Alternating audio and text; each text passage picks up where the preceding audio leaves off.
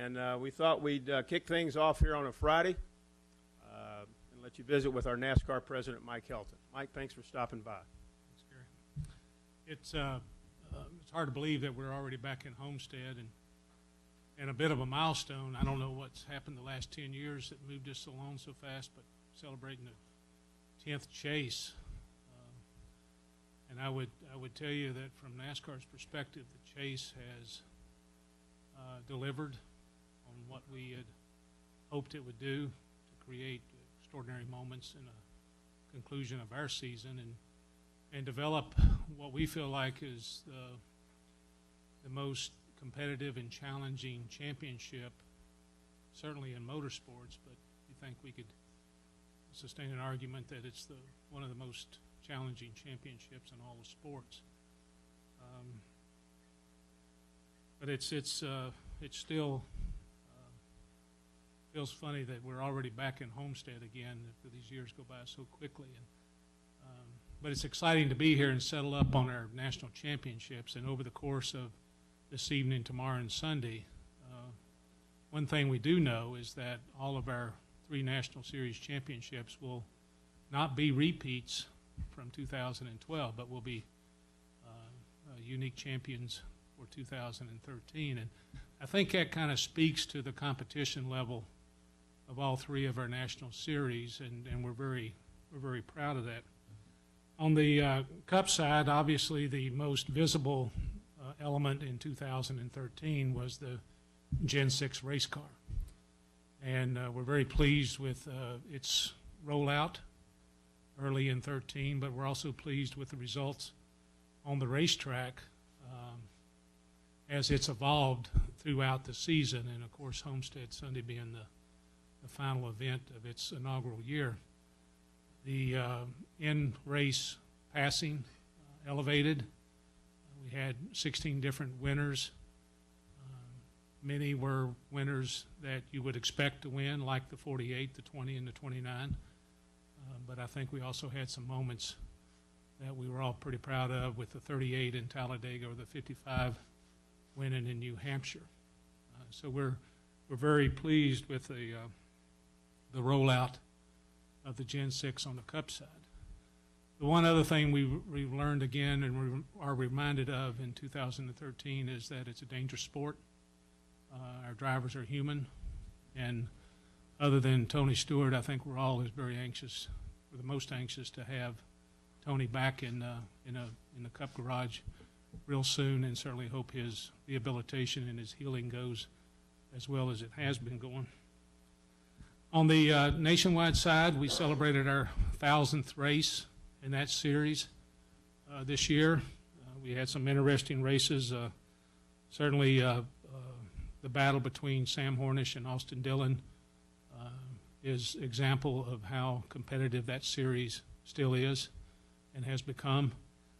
Kyle Larson, on the verge of being the Rookie of the Year, speaks to our diversity program and the interest that NASCAR has tried to build throughout its programs to attract young and future talent, and Kyle's a very big face of that.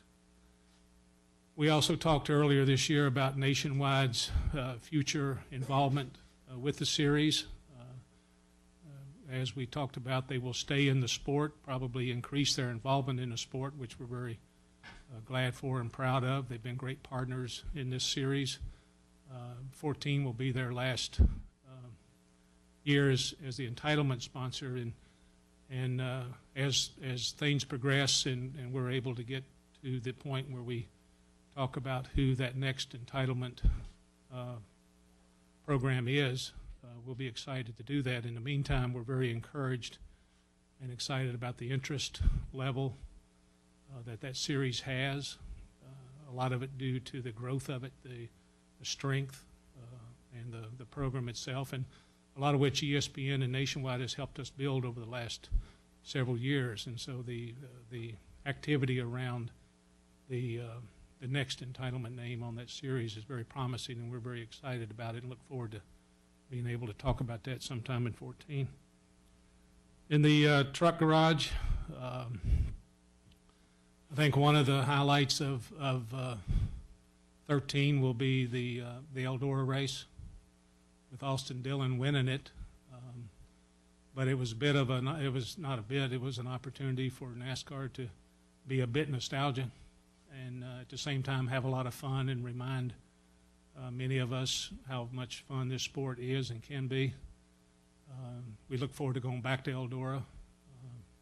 It was certainly a great moment, I think, for NASCAR in general, but certainly for the Camping World Truck Series. And the victory lane in the Truck Series, I think, is an indication of the future driving category, or the driver's category for our sport, which is very promising. When you have drivers like Kyle Larson, and certainly Darrell Wallace Jr.'s win in Martinsville, Eric Jones, Chase Elliott, you see that young crop of very talented, very personable, very exciting style come into the sport. That's promising for the future of all of our programs. So the Truck Series has certainly delivered once again for NASCAR in 2013.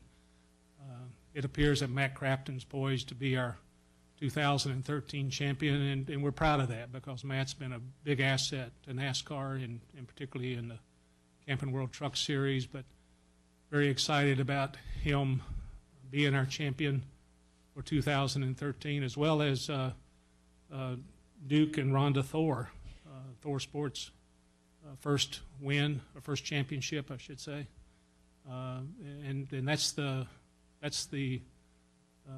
headlines we like to see and like to bank on, particularly as we look down the road. So our 3 national series are something that we're very proud of. And go back for just a bit, if I can, on the Gen 6 car. What that taught us, the benefits of it, the outcome of it, the high praise and excitement and acceptance of the visibility of our race cars. That showed us what we could do collectively, NASCAR with the OEMs, with the race teams, and other folks in the sport were able to grow a very popular product and build some strong relationships. And to that point, I would tell you that in 12, and particularly continuing into 13, NASCAR continues to build relationships with the teams, certainly the drivers, the tracks, but its partners, whether it's Sprint or Nationwide or Camping World or Goodyear, Sunoco, the Chevrolet, Ford, and Toyota, to make the sport better. That's what NASCAR, I think, has a reputation and is known for throughout its history, is to continue to work on its product. And next to making it safe, the next biggest topic we've got is being sure that it's competitive. And we'll continue to do that. And along the way, we've learned more how to do that.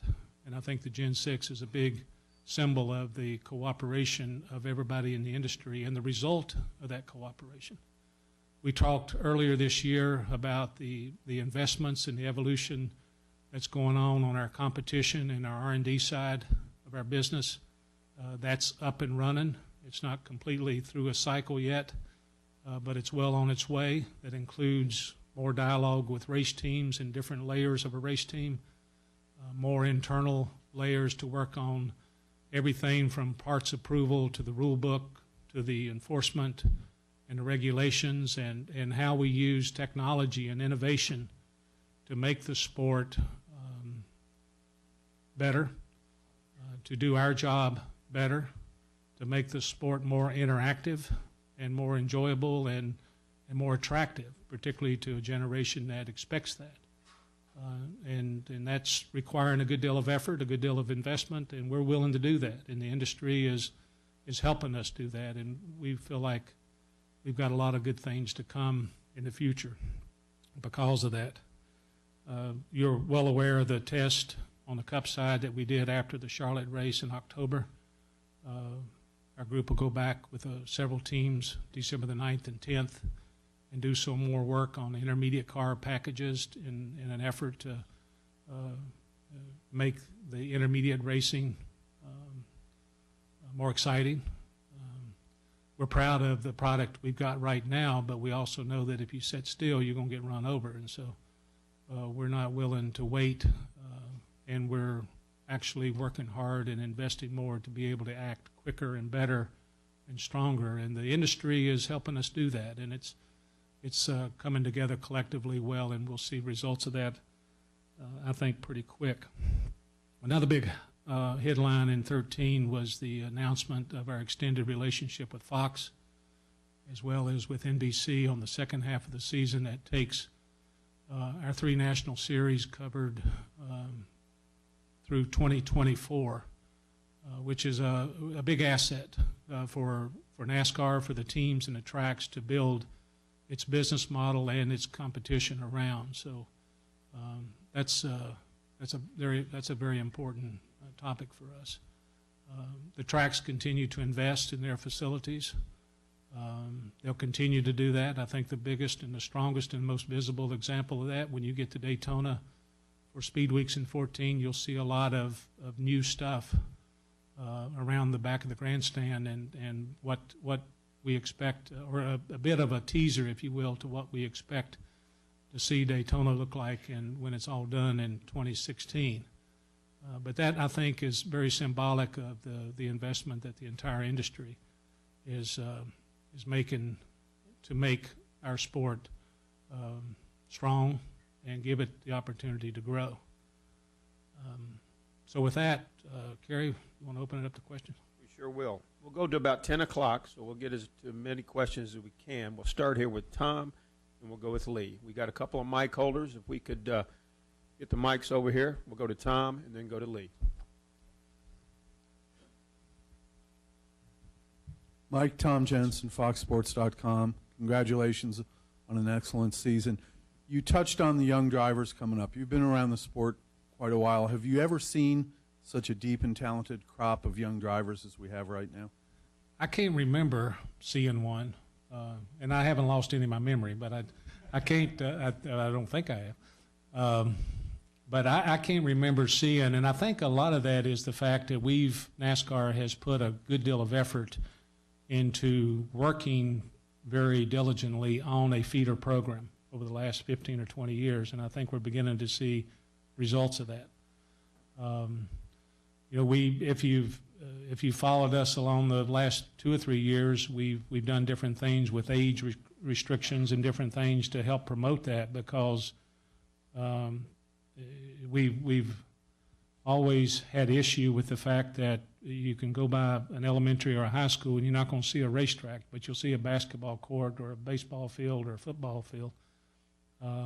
And so the industry itself, not just NASCAR, but the industry itself had to work on that, and it's done that. And it's given more chances and more opportunities to more younger drivers and wannabe drivers. And so our feeder system, we think, was important, and I think we're beginning to see results of that. But it's really encouraging to see them progress so quickly and be so talented and so good so quickly. And when the names that I mentioned, and you see Jeb Burton, Hunter Nemechek, you know, that makes you feel good. Larry McReynolds' son, that makes you feel good to see familiar names in another generation that helped build your sport continue to grow the sport. And so I suspect the more senior drivers are looking over their shoulder and say, man, you know, I know this bunch is going to want my seat pretty soon. So that makes them a little bit better driver too, I think. We'll go to Lee, and then we'll go to George. Lee Spencer, Fox Sports. We used to joke about NASCAR being a benevolent dictatorship, and it seems of late there's been more open dialogue between the sanctioning body and the competitors. What started that change in the philosophy of the sport? Because I guess 2 weeks ago there was a meeting at the Tech Center, and everybody who came out of it said it was the best meeting that they had ever been in NASCAR, that what was exchanged between the competition as well as the competition department was just very valuable and beneficial to everybody. What changed the philosophy of NASCAR? Well, that's the meeting that you're speaking of is a result of the changes that we made this year. The changes we made this year are a result of strategic thinking. That's not new to NASCAR, but I think the last cycle that we're seeing that makes it more open is a result of the things that we've learned that we can do, like the Gen 6 car, if we bring in more of the industry to help us figure it out. I'd go back and you can look at the timeline of NASCAR, and I'm a product of it, quite frankly. When Bill and Jim France decided 12 or 13 years ago, 14 years ago now, that the leadership of NASCAR needed to be spread out more. I had the opportunity to be senior VP, chief operating officer, then the president in that cycle. And Brian Francis and Jim and Lisa and the board of NASCAR tries to look around the corner and say, okay, what's the best form of leadership in NASCAR to serve the industry? And what does that include? And so you've seen over the last few years a broadening of our leadership and a more engagement of Robin Pemberton and Steve O'Donnell and Brett Jukes and Steve Phelps and Jill Gregory, where the industry or the business of NASCAR has more people involved in it to help the industry be better. And the meeting in Concord that you spoke of, I think, is indicative of meetings that other groups in our business, marketing, licensing, operations, have grown to do, and we're now catching up with it on the competition side so that we can get results quicker and better for the whole industry, and the buy-in is engaged, their equity in the decisions that way, and I think it works better for NASCAR going forward. We'll go to George and then Jeff, and please try to limit yourself to one question and a reminder on that as well. Go ahead, George. Okay. Yeah, Mike, George Diaz with the Orlando Sentinel. You had mentioned earlier about developing the young drivers and looking at the nationwide champion at this point, whether it's Austin or Sam. They have one victory between them, obviously with the dynamics of the Cup guys getting in the mix. Have you, moving forward, are you considering any changes in how that dynamic works out with allowing the Cup drivers to compete, semi-regularly in the circuit? Yeah, we obviously, or not obviously, I guess I should say that I would tell you that we look at everything a lot, and I think as we open up our dialogue with the rest of the industry, you'll learn more about the things that we put on the table and think about. But to your point, we believe that it's in NASCAR's best interest currently to have an open model for its 3 national series and not restrict who participates in them. But what we have done recently, if you'll remember, in the last couple of years, is we created a program where a driver has to declare what series it collects points in. So that's a step in allowing the truck or the nationwide drivers to be dominant or predominant when it comes to the championship. But it still keeps our philosophy of having the open series to whoever wants to participate in them can. But as we go forward, we always look at what's next as far as possibilities are concerned. But we have our general philosophy is to make our products be competitive and open, and it's we want to have the best competition. If it's for 400 miles or 300 miles, and the guy ends up in victory lane's the guy that deserves to be there, or if it's for 33 races in the nationwide. If the guy that wins the championship deserves to be the champion, whether he has a win or not, the emphasis was on him earning the championship as opposed to earning a win. But we also have many programs, and will continue to develop programs to encourage winning, because that's the nature of NASCAR racing. We'll go to Jeff, then we'll go to Mike Embry, and then we'll go to Jenna. Jeff Gluck from USA Today. It's been 10 weeks since the MWR scandal and the fallout. What, if any, impact do you think that had on the season or the chase? I mean, does that leave a stain on this season, or have things kind of moved on to the point that you think the sport has recovered from that? Well, I think it was a defining moment, and we spoke a lot about it back in Chicago when we were making steps toward what we would do as a league. And And I think it was important for us to do that quickly so that we could move on. One of the tough things about our sport is the length of the season, but it's also an asset at times. And so you move on fairly quickly. And I think in the case of Richmond this year in September, I suspect that that moment will be reflected on for many years to come. But the decisions that we made, the reaction in the industry that self-polices itself, or polices itself, I should say, is indicative of our environment, and we've kind of moved on from that. Certainly, because of the uniqueness of having a 13th competitor in the chase, it made a difference on the 2013 chase format, so to speak. But I think we made the decisions we made after Richmond before we even started the races in Chicago, which was the right thing for us to do. We did it with a lot of thought and engagement by a lot of people in the business to make sure we took the next step correctly to decide what we needed to do and then go on. But I think we've moved on. We'll go to Mike, we'll go to Jenna, and then Bob Pockris. Mike Hembry, Athlon Sports. Mike, with the 15 TV package arriving, we keep hearing talk about possible significant changes in the Cup schedule for 15 and beyond. Can you give us some context on kind of what you guys are thinking about there, and if indeed there might be some pretty big changes coming? Well, the one thing we can count on is 14. We put that schedule out. So, and you can, from experience, it tells you that the previous year kind of establishes the basis for what goes next. And I would also, and I'm from old school, and we think a lot further down the road than we used to, and so we're concluding 13. We've announced 14, and constantly think about 15, 16, 17, all the way out.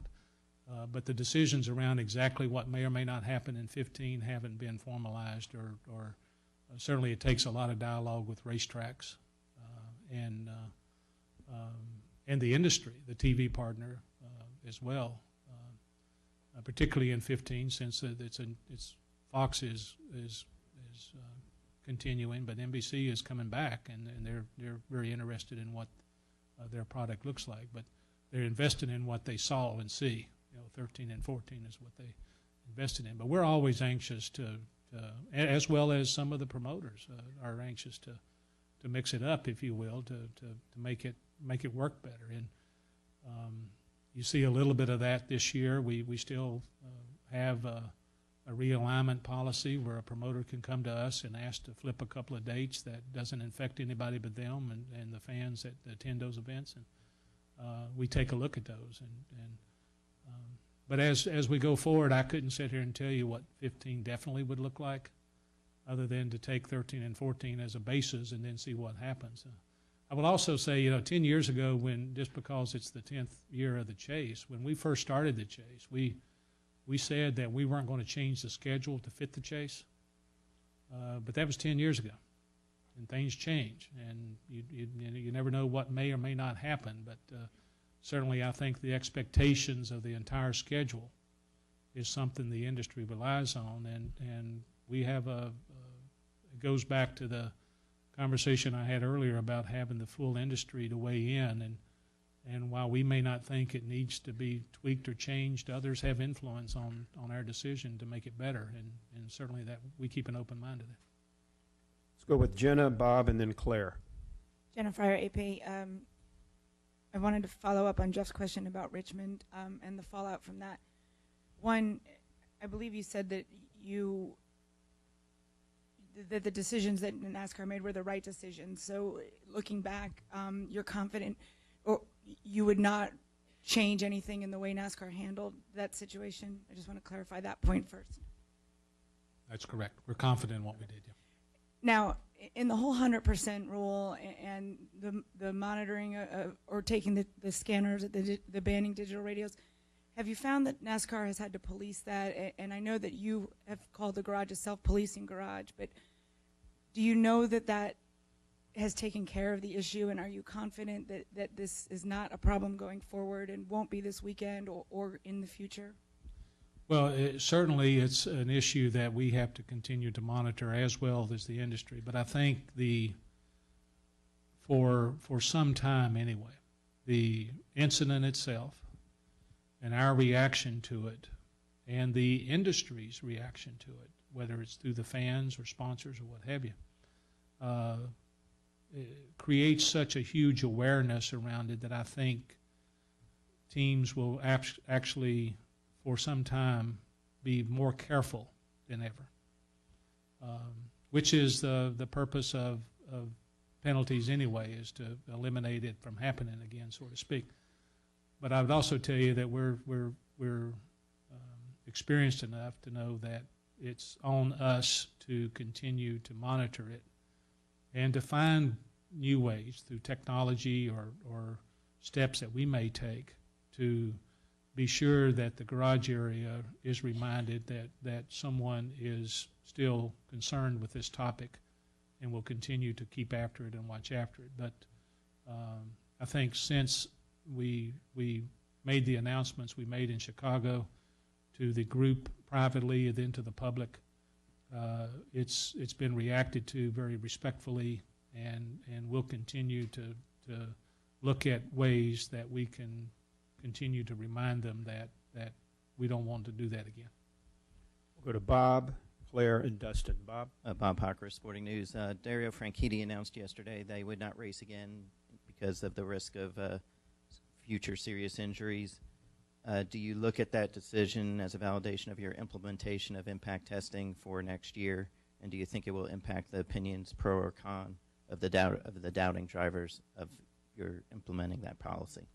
I don't know what effect it might have on that. I think it has a huge effect in all the motorsports industry when a caliber a driver like Dario says that he's not going to get back in the car, and that's fairly final. We heard from one of our more significant participants last year when Dale Jr. said, I'm going to take myself out for the rest of the season, or for part of the rest of the season for safety's sake. And those moments are huge in the industry. And I think I won't use the term that it validates motorsports interest in safety or medical steps or things that we do to protect our drivers and our fans and our team members. But I think it is certainly a reminder that our sport is still dangerous, and the effort around safety across the board should never be given up on. Dario is a very significant motorsports figure. We enjoyed him when he was in NASCAR. He's not only a talented race car driver, he's just a talented individual and a very personable person. So the good thing is he was able to do this in his own terms, so to speak. And we wish him the best and hope we see him at some of our races, sitting on Ganassi's box or wherever he wants to sit. But I think at the end of it all, it's a reminder that our sport still has danger attached to it. Okay, we're going to be able to take 3 more questions. We're not going to be able to get to everybody, but we'll go with Claire, Dustin, and end with Marty. Claire B. Lang, Sirius XM NASCAR Radio. Mike, can you expand on the unprecedented investment in our sport, be it PR, team members, or marketing, technology, the NASCAR Fan and Media Engagement Center?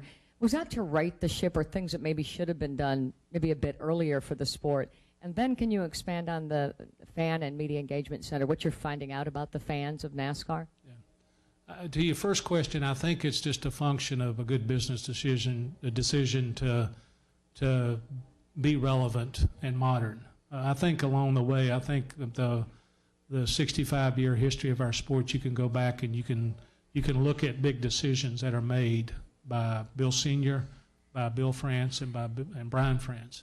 And they were key decisions that were made for the next band of years, if you will.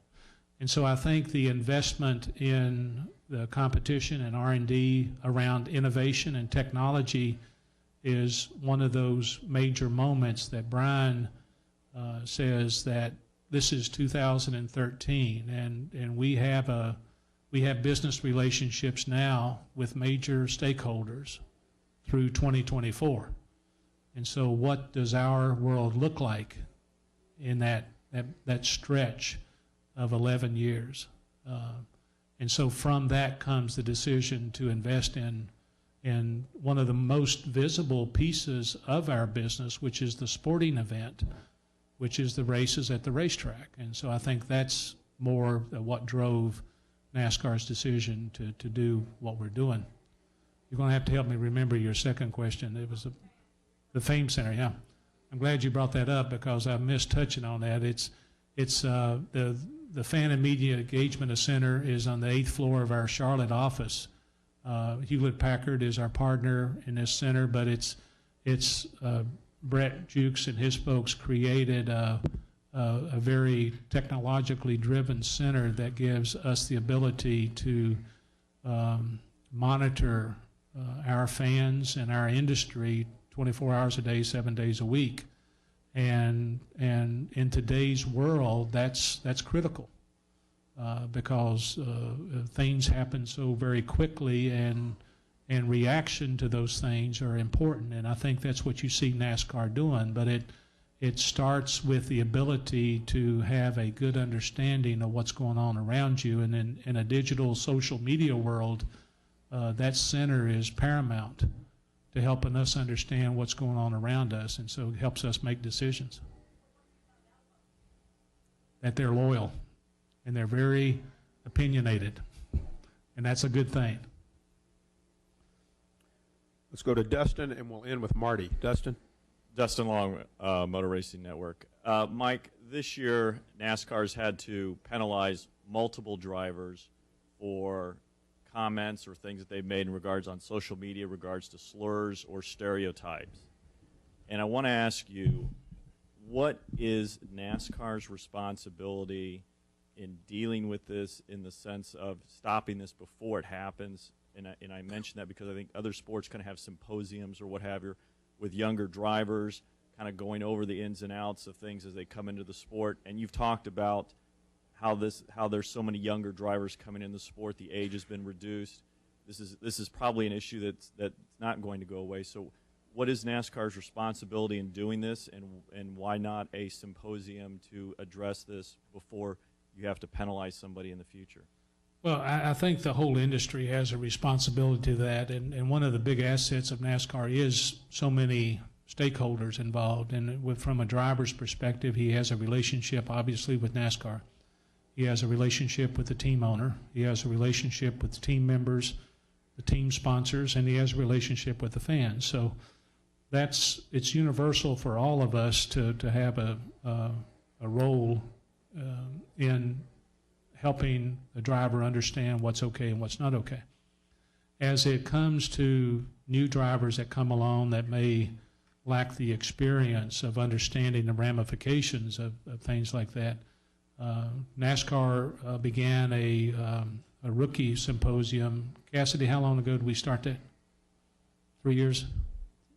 Okay, so 14 will be our 4th year of our rookie symposium, and part of that was to lay out the minefield that you're getting into beyond the racetrack itself, and very specifically, and I'm sure 14 will address it even more as we see the progression of social media being such a part of our everyday lives, of the ramifications and the expectations from NASCAR, as well as there are other stakeholders that to be aware of this type of thing.